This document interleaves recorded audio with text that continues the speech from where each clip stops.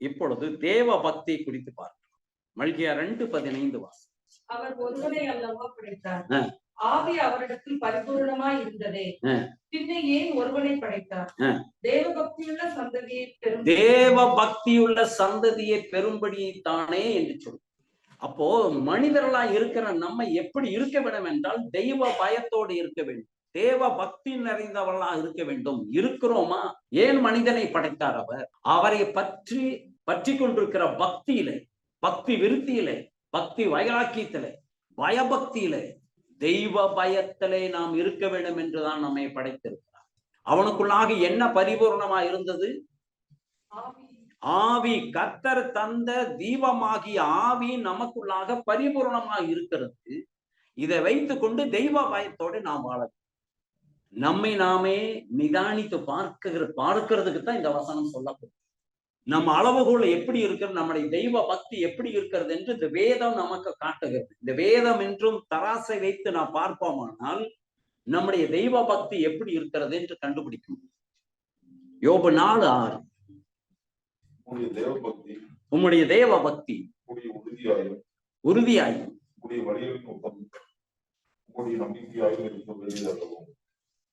தேவ பக்தி எப்படி இருக்க வேண்டுமா? உறுதியா இருக்க வேண்டும், உத்தமமா இருக்க வேண்டும், நம்பிக்கையா இருக்க வேண்டும். இது இப்படி டெஃபினேஷன் கொடுக்கக்கூடிய வசனம் இதுங்க. நம்முடைய தெய்வ பக்தி எப்படி இருக்க வேண்டும் என்று தெளிவாக சொல்லுகிறது. யோபு சொல்லுகிறான், நான் தெய்வத்தின் மேல் பக்தி இருக்கிறேன், அது என்னை இப்படியாக மாற்றி இருக்கிறது என்று சொல். உண்டா நம்முடைய தெய்வ பக்தி? உலகத்தாரை இப்படின்னு போட்டுக்கிற மாதிரி அல்ல. நம்முடைய பக்தி இந்த 3 காரியம் உள்ளே அடங்கி இருக்கிறதாக இருக்க வேண்டும். லூக்கா 2:25.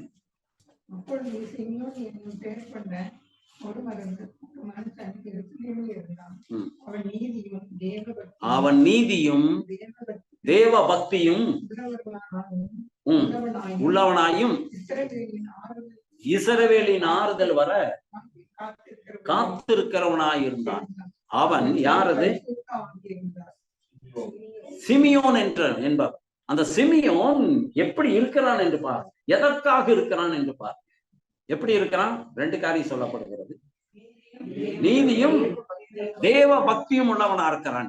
இப்படி ஏன் இருக்க வேண்டும்? அவன் இஸ்ரவேலுக்கு ஆறுதலை கொடுக்கிற ஆறுதலின் தேவனாகிய கர்த்தராகிய இயேசு கிறிஸ்து இந்த உலகத்திலே பிறக்க வேண்டும். அந்த ஆறுதலின் தேவனை நான் தரிசிக்க வேண்டும். அதற்காக அவன் தெய்வ பக்தியோடு காணப்படுகிறான். நம்முடைய எதிர்பார்ப்பு என்ன? நம்முடைய நோக்கம் என்ன? ஏன் தெய்வ பக்தியா இருக்க வேண்டும் என்றால், நம்மை அவருடைய சாயல்லே படைத்தார், அவர் ரூபமாக படைத்தார். அவரை போல நம்ம மாற வேண்டும் என்று அவர் விரும்புகிறார். அந்த விருப்பத்தை நாம் கடைபிடிக்க வேண்டும். அந்த விருப்பம் உள்ளவர்களாக நம்ம வாழ வேண்டும். அதுக்கு தேவ பக்தி மிக மிக முக்கியம். அப்போஸ்தலர் 2:5. வானத்தின் கீழ் இருக்கிற சகல தேசத்தாரிடமிருந்து அந்த தேவ பக்தியுள்ள யூதர்கள் அப்பொழுது எருசலேமிலே வாசம் பண்ணினார்கள். எருசலேமிலே யாரு வாசம் பண்ணுகிறாங்க? தேவ பக்தியுள்ள இஸ்ரவேலர்கள். அப்ப தேவ பக்தி இல்லாதவங்க என்ன செய்யறாங்க? பரவாயில்ல, போகாட்டி பரவாயில்ல, பஸ்கா பண்டிகை போகாட்டி பரவாயில்ல, நம்முடைய தேசத்தை பார்க்காமல் இருந்தால் பரவாயில்ல. அவங்களுக்கு தெய்வத்துக்கு பயப்படுகிற பயம் இல்லை. தெய்வ பயத்தோடு இருக்கிறவங்களதான் எருசலேமுக்குள்ள வர்றாங்க. இப்ப நமக்கு தெய்வ பக்தி இருக்குமானால் என்ன செய்ய வேண்டும்? நான் பக்தியுள்ளவன் என்று மார்தட்டி சொல்லிக் கொண்டிருக்கிறது அல்ல, பிரசங்கித்துக் கொண்டிருக்கிறது அல்ல. நான் ஆராதனையில நான் பங்கு பெற வேண்டும், ஆலய கூடுகையிலே நான் பங்கு பெற வேண்டும். மற்றவர்கள் ஆராதனையை விட்டு விடுகிறது போல நீங்களும் விட்டு விடாதீர்கள் என்று பவுல் எச்சரிக்கிறார். அப்போ எதற்காக வருகிறோம்? நாம் அவரை போல மாறும்படியாக, அவருடைய வசனத்தின்படி தெய்வ பக்தி விருத்தி அடையும்படியாக ஆராதனையை நாம் விட்டு விடக்கூடாது, ஆராதனையிலே பங்கு பெற வேண்டும்.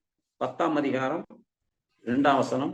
அவன் தேவ பக்தி உள்ளவனும் அவர் அனைவரோடும் தேவனுக்கு பயந்தவனமாயிருந்து தர்மங்களை செய்து எப்பொழுதும் தேவனை நோக்கி ஜெபம் பண்ணி கொண்டிருந்தான். இந்த சர்டிபிகேட் நமக்கு யார் கொடுக்க முடியும்? அவன் யார்? கொர்நேலியே யார்? அவன் யூதனா? புறஞ்சாதியான, கர்த்தரை அறியாதவன், உயர்ந்த பதவியில் இருக்கக்கூடியவன், செல்வாக்கு மிக்கவன். ஆனால் தெய்வ பயத்தோடு இருக்கிறான். லூக்கா அவரை குறித்து தெளிவாக எழுதுகிறார். அப்போஸ்தலர் நடவடிக்கை எழுதுனது லூக்கா. அவர்தான் இவரை குறித்து சர்டிபிகேட் கொடுக்கிறார். நம்மை குறித்து யார் சர்டிபிகேட் கொடுக்க முடியும்?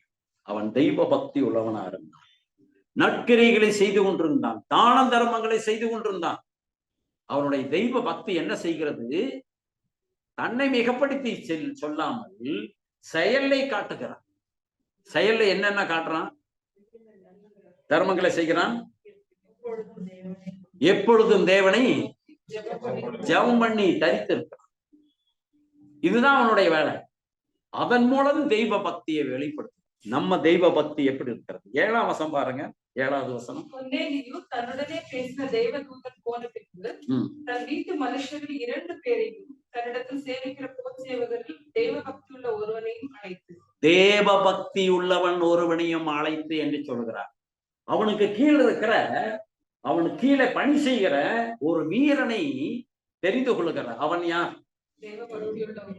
தேவ பக்தி உள்ளவன். அவனுக்கு தெரியுது, என்னுடைய எஜமான், என்னுடைய லீடர், என்னுடைய பாஸ் கர்த்தருக்கு பயப்படுகிற பயத்தில் இருக்கிற தெய்வ பக்தி உள்ளவன். நானும் அவரை போல இருக்க வேண்டும் என்று அவருடைய செய்கள், அவருடைய நடத்தை, அவருடைய கிரிகள், அவருடைய சாட்சியுள்ள வாழ்க்கையை பார்த்து அவனும் தெய்வ பக்தி உள்ளவனா மாறுகிறான். அவனைத்தான் தனக்காக தெரிந்து கொள்கிறான். யாரை கர்த்தர் தெரிந்து கொள்கிறார்? இல்ல பொதுவா வசனம் தமக்காக தெரிந்து கொள்கிறார். பக்தியுள்ளவனை கர்த்தர் தமக்காக தெரிந்து கொள்கிறார். இதை அறிந்திருக்கிறார் கொர்நேலியு. ஆகவேதான் பக்தியுள்ளவனை அவன் தேர்ந்தெடுக்கிறான் தன்னுடைய பணிக்காக, தெய்வ பணிக்காக. நம்மை தேர்ந்தெடுப்பார்கள். அப்படி 1 தீமோத்தேயு 2ஆம் அதிகாரம் 10வது வசனம். தகுதியான வஸ்திரத்தினாலும் ஞானத்தினாலும் புத்தியினாலும்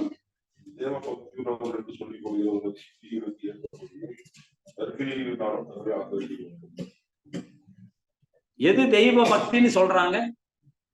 வாசிங்க மறுபடியும்.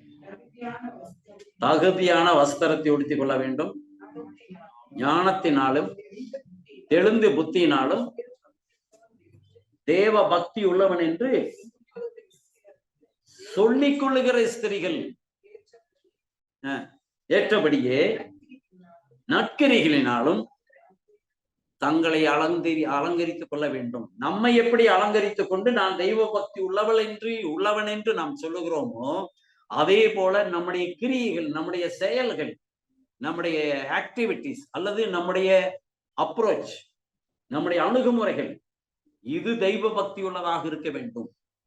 வெளியில பேசுகிறது மட்டுமல்ல, ட்ரெஸ் பண்றது மட்டுமல்ல, ஐயோ அவங்க ரொம்ப பக்தியா இருக்கிறாங்க அப்படின்னு மற்றவங்களை சொல்லுகிறது மட்டுமல்ல, நம்முடைய செயல்ல, நம்முடைய கிரிகளே தெய்வ பக்தியை நாம் காட்ட வேண்டும். 3ஆம் அதிகாரத்திலே 16வது வசனம். தேவ பக்தியினுடைய ரகசியம் என்ன? யாவரும் ஒப்புக்கொள்ளுகிறபடியே மகா மேன்மை உள்ளது. தேவன் மாமிசத்திலே வெளிப்பட்டார், ஆவியிலே நீதி உள்ளவர் என்று விளங்கப்பட்டார், தேவதூதர்களால் காணப்பட்டார், புறஜாதிகளால் பிரசங்கிக்கப்பட்டார், உலகத்திலே விசுவாசிக்கப்பட்டார், மகிமையிலே ஏறெடுத்துக் கொள்ளப்பட்டார். இது அப்படியே நம்ம தெய்வ பக்தி உள்ளவர்களா இருப்போமானால் இது அப்படியே நமக்கு பயன்படுத்தி பார். இயேசு கிறிஸ்து தெய்வ பக்தி உள்ளவனால் வாழ்ந்து காட்டினார், இருந்தார். அதனுடைய விளைவு, அதனுடைய ரிசல்ட் என்னவென்றால் இயேசு கிறிஸ்து அப்படி செய்து வந்தார். அப்ப நம்முடைய ஃபீட்பேக் என்ன? நான் தெய்வ பக்தி உள்ளவன் என்று சொன்னால் நம்மை குறித்து இதுபடி சொல்ல முடியுமா? இந்த சாட்சியை சொல்ல முடியுமா? என் மூலம் தேவனுடைய நாமம் மகிமைப்படுமா? அல்லது என் மூலம் தேவ நாமம் தூஷிக்கப்படும்? என்னுடைய வாழ்க்கையை பார்த்து, என்னுடைய அணுகுமுறையை பார்த்து, என்னுடைய செயலை பார்த்து மற்றவர்கள் கிறிஸ்துவை ஏற்றுக்கொண்டு பின்பற்றுவார்களா? அவரை போலவே நான் தெய்வ பக்தி உள்ளவனா இருக்க வேண்டும் என்று சொல்லி நம்மை பார்த்து எத்தனை பேர் வருவான்? தெய்வ பக்தி மற்றவங்களுக்கு சொல்லுகிறதில்லை அல்ல, நம்முடைய செயலே காட்ட வேண்டும். 5ஆம் அதிகாரம் 4வது வசனம். விதவையானவளுக்கும் பிள்ளைகளாவது பேரம் பேத்திகளாக இருந்தால் இவர்கள் முதலாவது தங்கள் சொந்த குடும்பத்தை தேவ பக்தியால் விசாரித்து பெற்றோர் செய்த நன்மைகளுக்கு பதில் நன்மைகளை செய்ய கற்றுக்கொள்ள கடமைகள். இப்ப தெய்வ பக்தி என்னவா? சொந்த குடும்பத்தை தெய்வ பக்தியிலே நடத்த வேண்டும். அவர்களுக்கு பிள்ளைகள் இருக்கலாம், பேரப்பிள்ளைகள் இருக்கலாம், அத்தனை பேரையும் தெய்வ பயத்திலே நடத்த வேண்டும். நம்முடைய பிள்ளைகளை தெய்வ பயத்திலே நடத்துகிறோமா? தெய்வத்துக்கு பயப்படுகிற பயத்திலே நடத்துறோம். கர்த்தருக்கு பயப்படுகிற பயம் என்னது? என்னத்தை கொண்டு வரும்? ஞானத்தை கொண்டு வரும். அப்புறம் ஆயுசு நாட்களை பெருக பண்ணும். கர்த்தருக்கு பயப்படுகிற பயம் தீமையை விட்டு விலகுவார்கள். நான் கர்த்தருக்கு பயப்படுகிற பயத்துல இருந்தேன் என்றால் தீமை என்னை விட்டு விலகும். ரெண்டுக்கு வித்தியாசம் தெரியுங்களா? தீமை என்னை விட்டு விலகும், தீமையை விட்டு நானும் விலகும். இதுதான் கர்த்தருக்கு பயப்படுகிறது. அப்ப தெய்வ பயம் இருக்குமானால் நமக்குள்ளாக தீமையை வெறுத்து தள்ளி விடுவோம். அது தானாகவும் போய்விடும். இந்த தெய்வ பக்தி இருக்கிறதா? 1 தீமோத்தேயு 3:11. ஒருவனுடைய கர்த்தராகிய இயேசு கிறிஸ்துவின் ஆரோக்கியமான வசனங்களையும் தேவ பக்திக்கேற்ற உபதேசங்களை ஒப்புக்கொள்ளாமல் வேற்றுமையான உபதேசத்தை போதிக்கிறவனானான். நீயோ தேவனுடைய மனுஷனே, இவைகளை விட்டு ஓடி நீதியையும் தேவ பக்தியையும் விசுவாசத்தையும் அன்பையும் பொறுமையையும் சாந்த குணத்தையும் அடையும்படி நாடு. எவ்வளவு தெளிவா தீமோத்தேயுக்கு பவுல் எழுதுறாரு பாத்தீங்களா? இப்பொழுது தெய்வ பக்தி இதல்ல, தெய்வ பக்தி இல்ல என்று அவங்க தாங்களாகவே ஒரு முறையை அவர்கள் கடைபிடிக்கிறாங்க. அப்படியானால் அவர்களை விட்டு நீ விலகு என்று சொல்லு. விலகி இந்த காரியத்தை செய்ய வேண்டும் என்று வற்புறுத்துகிறார். அப்ப தெய்வ பக்தி எப்படி இருக்கிறது? நாம் வேற்றுமையான உபதேசத்துக்கு போகிறோமா? வேற்றுமையான உபதேசத்தை பின்பற்றி அவர்களை பின்பற்றி நாம் போய்கொண்டிருக்கிறோமா? மனிதனை பிரியப்படுத்தி போய்கொண்டிருக்கிறோமா? அல்லது தெய்வ பயத்தோட வசனத்திலே சொல்லி இருக்கிற காரியங்களை நாம் பின்பற்றி போகிறோம்? இந்த காலத்துல மிக மிக ஜாக்கிரதையாக இருக்க வேண்டும், எச்சரிக்கையா இருக்க வேண்டும். நம்மை வழி விலகி போகக்கூடிய அநேக உபதேசங்கள் வந்து விட்டது.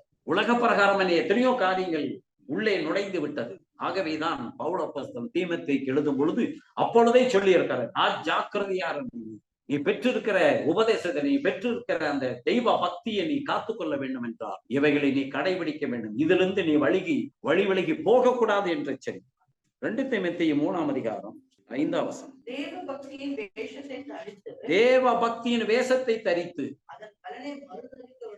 அதனுடைய தெய்வ பக்தியினாலே வரக்கூடிய பலனை மறுதலிக்கிறவர்களாகவும் இருப்பார்கள். இப்படிப்பட்டவர்களை விட்டு விலகு என்று சொல்ல தெளிவா சொல்லி கொடுத்துட்டார். வேத வசனம் தெளிவாக சொல்லுது, இப்பேற்பட்டவர்களை விட்டு விலகு. அவங்க தேவ பக்தி என்று சொல்லுவாங்க, அது இல்ல, அது தவறான உபதேசம். 2 பேதுரு 2ஆம் அதிகாரம் 9வது வசனம். கர்த்தர் தேவ பக்தி உள்ளவர்களை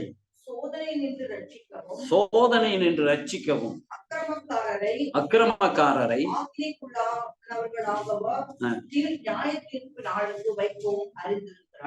இப்போ தெய்வ பக்தி உள்ளவரை என்ன செய்கிறாரு? நமக்கு சோதனை வருமானால், இந்த தெய்வ பக்தியில நிலை நிற்கிறதுக்கு சோதனை வருமானால் சோதனையிலிருந்து நம்மை மீட்டெடுப்பார். ஆனா துன்மார்க்கனை, அக்கிரமக்காரரை என்ன செய்கிறார்? நியாய தீர்ப்புக்கென்று அவர் வைத்திருக்கிறார். விசுவாசிக்கிறீங்களா? நம்ம இருக்கிற பயத்திலே தெய்வ பயத்தோட வளர வேண்டும் என்று விரும்புகிறார். சோதனை வருமானால், சிக்கல் வருமானால், பிரச்சனை வருமானால் அதிலிருந்து நம்மை மீட்டெடுத்து நியாய தீர்ப்புக்குள்ளாக நீ போகாதபடி தெய்வ பயத்திலே வளர வேண்டும் என்று கர்த்தர் விரும்புகிறார். ஆனால் தெய்வ பயம் இல்லாமல் துன்மார்க்கத்திலே வாழ்கிறவர்களுக்கு நியாய தீர்ப்பு காத்திருக்கிறது. அவங்களுக்கு கொடுக்கப்பட்ட சான்ஸ் முடிந்து விட்டது என்று சொல்லுங்க. 3ஆம் அதிகாரத்துல 7வது வசனம். இப்பொழுது இருக்கிற வானங்களும் பூமியும் அந்த வார்த்தையினாலேயே அக்கினிக்கு இரையாக வைக்கப்பட்டு தேவ பக்தி இல்லாதவர்கள் நியாய தீர்க்கப்பட்டு அழித்து போகும் நாள் வரைக்கும் காக்கப்பட்டிருக்கிறது. யாரை காப்பாற்றுகிறார்? நியாய தீர்ப்பு வரைக்கும் காப்பாத்துகிறார். எது? யாரைய? நியாய தீர்ப்புக்காக அவங்களை பத்திரமா காப்பாற்றி நியாய தீர்ப்பு கொண்டு போறார். தேவ பக்தி இல்லாதவர்களை. அப்ப தேவ பக்தி உள்ளவர்களா இருப்போமானால் நாம் நியாயம் தீர்க்கப்பட மாட்டோம். சுவாசிக்கிறீங்களா? தொடர்ந்து 1 தீமோத்தேயு 2 தீமோத்தேயு பேதுரு 1 2 பேதுருகள் இதுல எல்லாம் நீங்க படித்து பார்ப்பீர்களானால் நாம் தெய்வ பயத்திலே எப்படி வளர வேண்டும் என்று அநேக போதனைகளை கர்த்தர் கொடுத்திருக்கிறார்.